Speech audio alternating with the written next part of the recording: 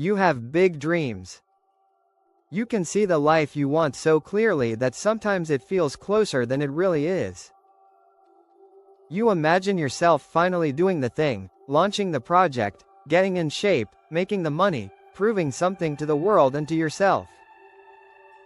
But then the day starts. You open your eyes, reach for your phone, and before you know it, the momentum you imagined is gone.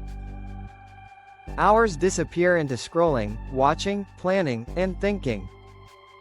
At night you lie there feeling strangely tired, even though you did not do much, and a quiet voice in your head asks the question you try not to hear. Why am I like this? Why do I want so much but do so little? If that sounds familiar, you are not alone. There is a whole group of people who live in this strange in-between space, not lazy in their imagination, but not active in their behavior. They are ambitious but stuck, hungry for a bigger life but frozen when it is time to reach for it. And the reason has almost nothing to do with willpower. What is happening inside your mind is far more complex than simply not trying hard enough.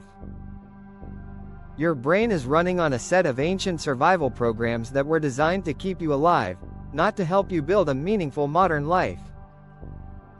When you think about taking a big step toward your goal, whether that is starting a business, changing careers, or even just going to the gym, your brain does not see opportunity.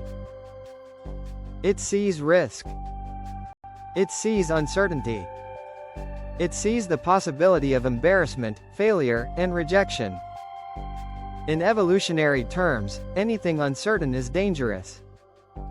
Your nervous system reacts to that imagined danger by creating discomfort, anxiety, and resistance. And then, in a beautiful and frustrating twist, your brain offers you a way out. It points you toward something easy, something familiar, something that gives you a quick hit of pleasure or relief. A video, a game, a snack, a scroll. The discomfort fades, the anxiety drops, and your brain learns a powerful lesson. Avoiding hard things feels good. That lesson is stored deep in your nervous system, and it gets stronger every time you choose comfort over action. So when you call yourself lazy, what you are really describing is a brain that has become very good at protecting you from short-term discomfort. You are not weak. You are efficient at avoiding pain. The problem is that this same system that keeps you comfortable today is quietly sabotaging your future. Every time you do not follow through, your brain also learns something else. It learns that your goals are not urgent. It learns that your promises to yourself do not matter. Over time, this creates a subtle but painful erosion of self-trust. You start to feel like the kind of person who never finishes things. The kind of person who wastes potential. That feeling is heavy. It makes you tired before you even start, and that tiredness becomes another reason to avoid. There is another layer to this that almost nobody talks about, and it is perfectionism. Ambitious but stuck people often have incredibly vivid visions of what success should look like. They do not just want to succeed. They want to succeed in a specific, impressive, meaningful way. Their future self is sharp, confident, productive, and admired. The problem is that this image becomes a measuring stick that every small step fails to live up to. Writing one messy page feels pointless when you are imagining a best-selling book. Going to the gym for 10 minutes feels embarrassing when you are picturing a perfect body. So instead of starting imperfectly, you wait. You plan. You research. You think.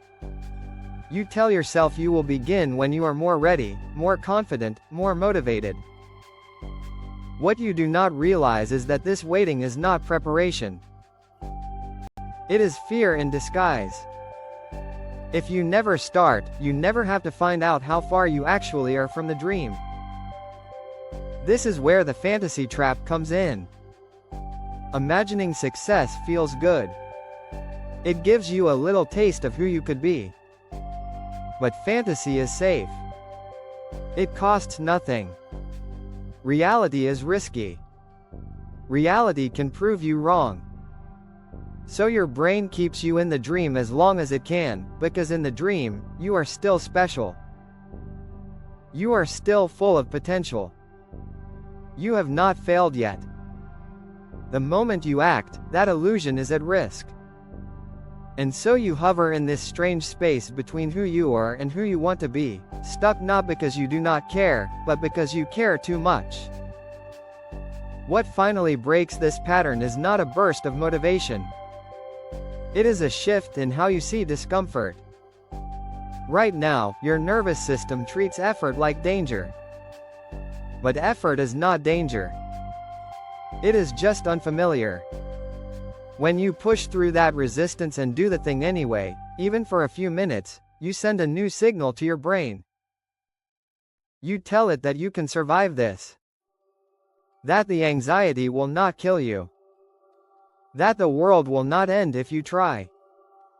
Over time, these small acts of courage start to rewire your threat system. The resistance does not vanish, but it gets quieter. It stops being a wall and becomes more like a speed bump.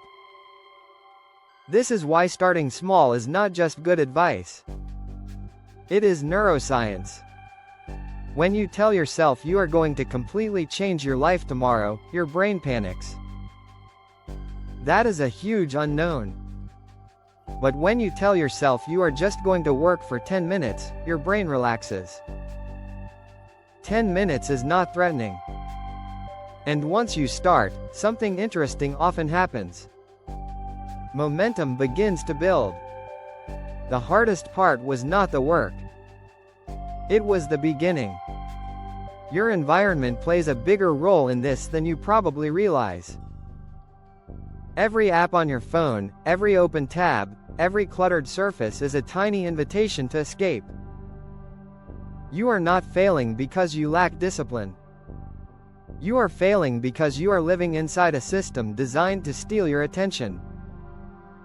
The people who seem productive are not superheroes. They are architects. They design their surroundings so that the easiest option is the right one. When you move your phone out of reach, when you clear your desk, when you set a specific time for focused work, you are not just organizing. You are reducing friction. You are making it harder for your brain to run away. Another uncomfortable truth is that consuming endless self-improvement content can become its own form of procrastination. Watching videos about discipline feels productive, but it does not actually change your life. It gives you the emotional reward of growth without the discomfort of doing. At some point, you have to close the tab and get bored enough to work. And yes, the first versions of what you create will be bad. That is not a sign you should stop. That is the price of entry. Skill is built through repetition, not inspiration. The people you admire did not wake up one day amazing at what they do. They showed up when they felt unqualified, unready, and unsure. They kept going anyway. You will still have days where you fall back into old habits. That does not mean you are broken. It means you are human. The difference between the life you have and the life you want is not perfection. It is persistence. It is coming back again and again, even after you slip. You are not lazy. You are a person with a sensitive nervous system, a big imagination, and a brain that learned to protect you from pain in a world that demands courage. Once you understand that, you can stop hating yourself and start training yourself. One small action today. Another tomorrow.